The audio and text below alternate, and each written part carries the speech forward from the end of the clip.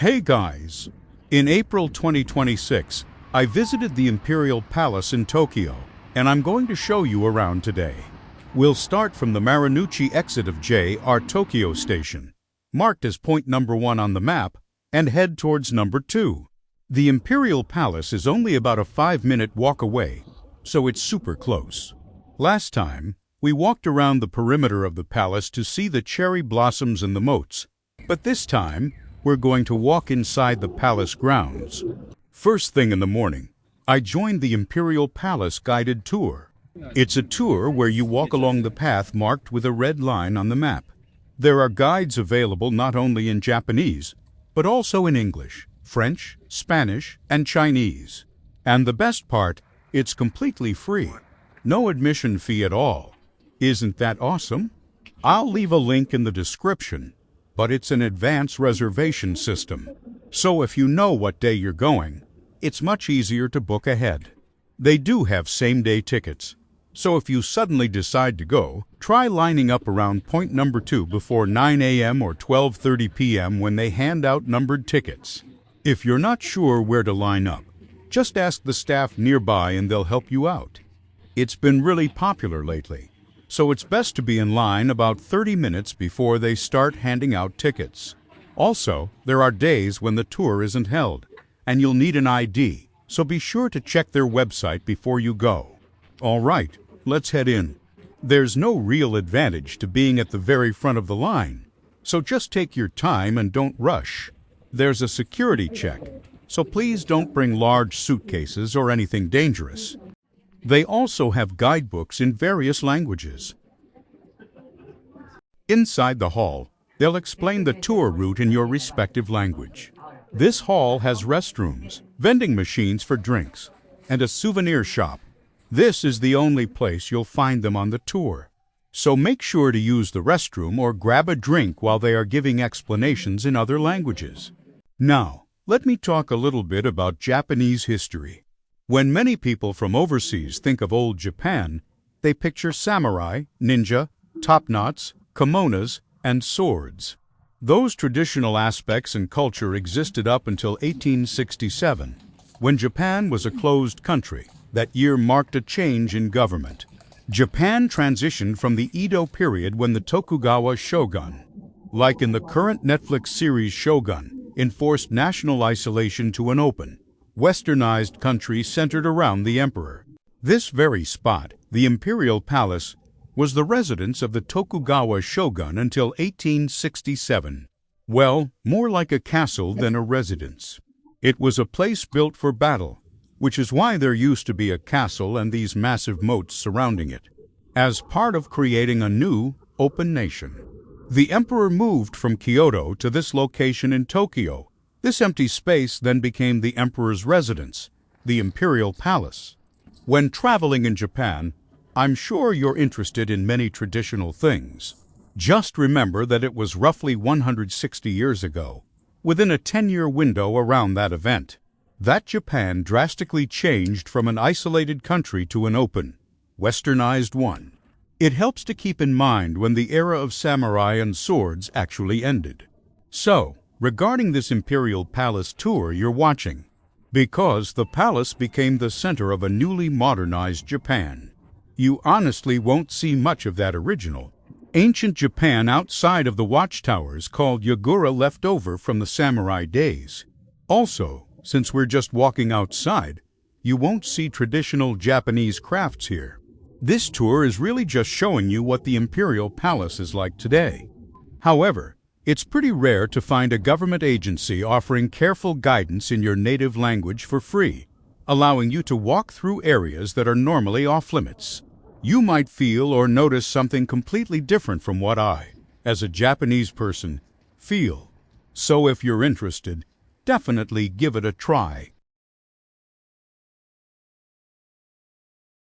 All right, we're back at point number 2. If you walk a little further down on the map, you can see the Nijibashi Bridge from the outside, the same one we just saw from the inside during the tour. Check it out if you're curious. Around here, you'll see a lot of black pine trees. In Japan, because pines are evergreen, They symbolize eternity and longevity. I've heard they are planted here with the wish that the imperial family and the nation of Japan will continue forever. We even use them for New Year's decorations. So pine trees are considered very lucky in Japan. Now we're heading to point number 3. This place is called the East Gardens of the Imperial Palace. We'll be walking around the area marked with the blue line. There is a security check, but other than early morning and night, anyone can walk around freely. If you come to the Imperial Palace, you should definitely visit this side. While the red line is a set course you walk with a group, the blue line is just the route I took to show you in this video. If you come here, feel free to wander wherever you like. There's a souvenir shop right on the left as you enter, so you might want to stop by. Like I mentioned earlier, this place used to be a castle. Yes, where the shogun lived, and where they would fight if there was a war. That's why the gates and stone walls are so impressive. They were built to defend the castle, of course. That building called Yagura we saw right at the start of the tour was actually a place for soldiers to barricade themselves and live during wartime. This long building was a place to monitor people other than the shogun who were entering the castle. Subordinates could only go this far, and they had to wait here for their superiors to return.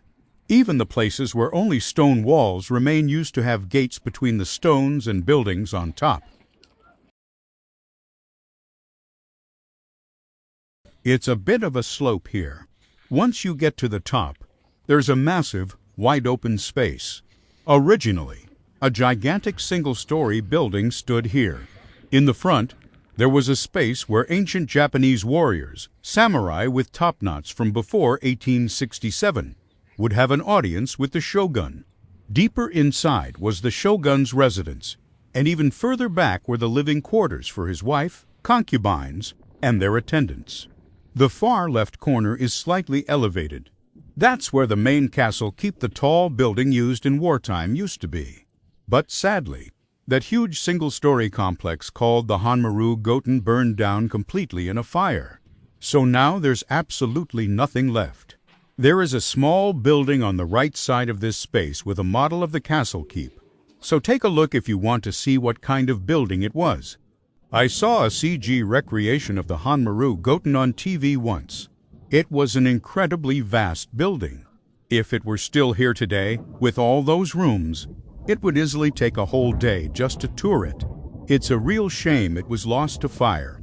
Let's head to the Tenshudai at the very back, the foundation where the main keep used to be. I said used to be, but actually, the castle keep wasn't built here, it was only planned to be built. The previous one burned down in a fire too, and when they decided to rebuild it, they only got as far as putting together the stone foundation. That fire didn't just destroy the castle. It also burned down most of the surrounding castle town where merchants, commoners, and lower-ranking samurai lived. Since it was a time of peace, they decided that restoring the lives of the common people was more important than building a castle keep for war. So, they diverted their funds and manpower to the town. Because of that, only the foundation remained, and it was left exactly as it is now. The Ninomaru Garden burned down shortly before 1867, like I mentioned, but the main keep had been left unbuilt for 200 years before that. There isn't much else to see around here besides the Tenshudai, but the view is great, so definitely climb up. The view from up their high-rise buildings lined up behind lush green trees looks a bit like Central Park in New York, though you're looking at it from the top of an ancient Japanese castle foundation.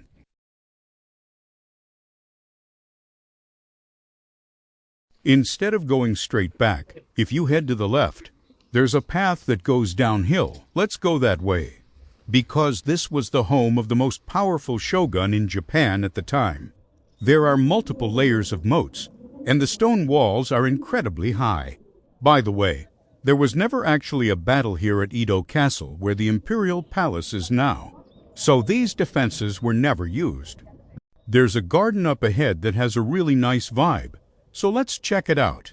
When I visited, the cherry blossoms were just finishing, and the azaleas were already blooming.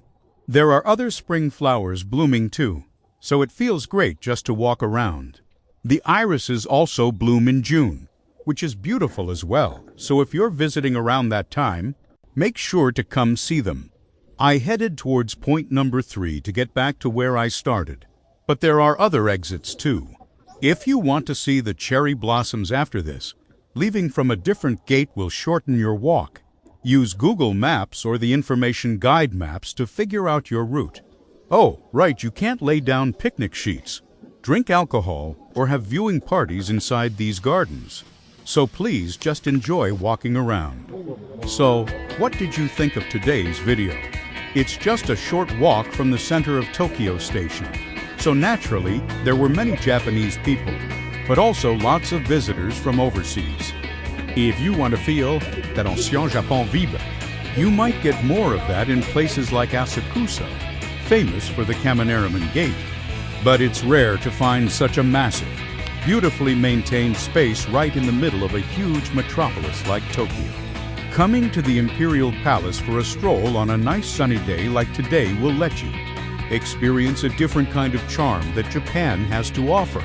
The East Gardens are so easy for anyone to access, so please do give it a visit. See you again next week.